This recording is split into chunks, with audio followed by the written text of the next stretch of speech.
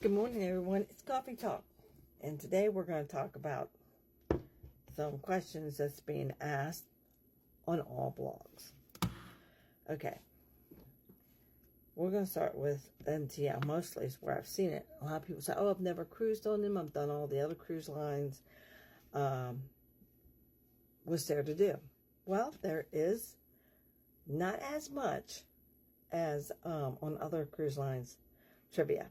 And the trivia doesn't have a theme as like 70s music or 80s music or Harry Potter or the books or the movie info, things like that. It does have an adult games, not a whole lot of them. There are a few, okay. They have their newlywed games and stuff like that. This is all ships, but the main question people ask is, how's the dining work? Well, I never went,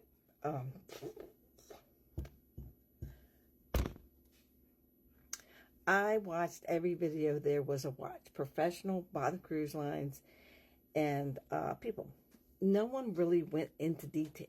Just go stay in line 10-15 minutes and you'll be seated. So we tried that the first night, but everyone says, "Oh no, you want to book a time," but all times are taken up. You can book a time, but you can also go get in line, and if it's faster, then get in. I find in dining rooms to go when the dining rooms open. Get in that line, wait in that line. You're seated almost immediately. And lots of times you got the same people that are serving you, which is nice. Now, I like the Grand Floridian or the Grand, horrible names with dining rooms. It was more glamorous. The other one had the same menu, but it was more like a nice diner kind of atmosphere. The tables were different. The decorations were different. But I like the Grand because it looked like a grand dining room. They had the tablecloths, the plates already out, like traditional, to come take away what you don't need, which was nice. I missed it when I got back to cruising because all the other cruise lines got rid of it. So I loved it. Lots of times your staff will joke with you once they get used to you and everything like that. They do get to know you and what your likes and dislikes are. We were lucky that in the Grand dining room, we sat in the same area, so we had the same wait staff. And there's quite a few in this team. So it's not like 2 or 3. There's a good amount in this team. So, and they do have a wine store or a drink store. So we found going at 5:30, getting when the doors waiting, get in line. It's kind of funny because they ask you for your room number, the 4 last digits or something. You give it to them and they'll look at their screen and they go, "Oh, no David tonight," or "No Michael tonight," because it tells them who's in your party, which is kind of nice. It makes it more personal when they're actually calling you by your name. So we went and sat. Now, there are more choices to eat on this ship that's included than there are on normal ships. Usually you have the Grand dining room, you have the buffet, and you have these little sandwich things throughout the ship.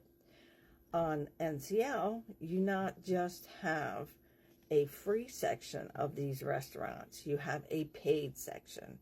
You can also look at the menu and say, I wanted to go to this restaurant, but it was booked. But look, it's right here. Or the Japanese sushi place. You can go there and eat for free. It's very nice. It's included. So you have 2 main dining rooms. You have the sushi place. You have the buffet. Now the buffet has another restaurant behind it, which is included, and it's very nice. It has an Italian restaurant there. It's also great for breakfast because you can get your eggs made fresh right there. And the line, it's like not long at all. And if there's about 10 people, it goes by really fast. You got more options of what you want to put in your eggs. You have a lot of more fresh. I like the bread better. The bread is soft and easy to eat and has more taste. No offense to other cruise lines, but you know, a lot of people make fun. They hit the table with the bread because it's really hard. You can't cut into it. But this didn't seem to be that way. Now, there is another question about why can't you take food back to your room from the dining room. I noticed when the food comes out, you know how they usually have the trays on the food? I didn't see that in these dining rooms. The food came out, they're holding it, they set it down, they give it to you. They didn't have that cover on there, so you don't hold that cover hanging around like you do, and then they put it under and they take it back to the kitchen. They don't have that. So that may be another reason they don't want you walking through the dining room with food or taking it back to your room.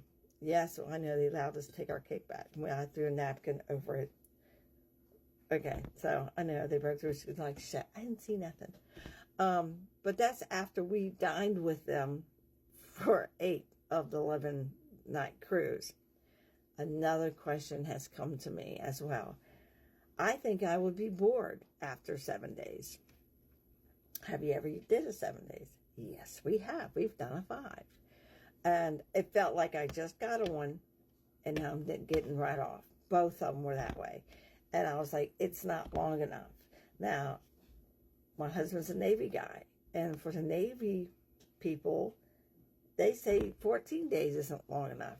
But there was always something to do on the pool deck. There was always a movie. There was always something. Now, I admit the ship did not have a movie screen on deck, but where the pub is also the center of the ship. You can see down into the lowers. You have tables and chairs to the right. There's a big TV screen right there, so any level could see the TV screen. There's a lot of entertainment right there. There's a lot of game playing, music playing. They have a piano bar. Ducks is another cool, like I said, the game Ducks. A lot of people want to know what makes NCL better. Well, I have to say the employees are laid back. My room steward was always there. I saw him everywhere I went. I remember on all the other cruise lines, it used to be like that. We went on back cruising on other cruise lines, never saw him. Never saw him, couldn't find him. And if you called and got a request, you know, it's like it took all day for that request to be, or the next day for it to be answered or taken care of. Like, I have a CPAP. Yes, I have a CPAP. And the problem is, I needed a special, really long extension cord. And he just barely brought it back to me at bedtime. And I thought, okay, I'll be sleeping without it. I won't get any sleep. Nobody else will get any sleep. So he did. He finally said, this is the last one. Well, I'm at the point where I don't believe if you have a CPAP that they should allow you to bring a cord for just that. Because what he gave me is one of the things that you're not supposed to bring on the ship. It was a long adapter with about a 20-foot cord attached to it. And I'm saying, well, this is the thing that's on the list you can't bring. Go figure. There's probably a lot more people want to know, but these were the top kept asked questions just in the last 10 days. And I'm like, these have been answered over and over and over again. And a lot of the answers are wrong. Now, I would never go into a cruise line that I've never been on with high expectations. I just go with the flow. My husband goes, well, which way do we go? I don't know. I've never been here before. Let's just go. You know, let's just go. And he asked me where I'm going when I'm walking to the ship for the first time. I don't know. I'm just walking. That's how I explore. If I find something, I find something. If I don't, I don't. That's the best part about a cruise. You don't have to worry about to be somewhere at a certain time. You know, you're going to meet whoever you're going to meet sooner or later. And usually the pub is it. Love the breakfast, love the lunch, and the dinner. That's another thing that's included in your meals. Ta-ta. See you all at the next video. Now I can have my coffee.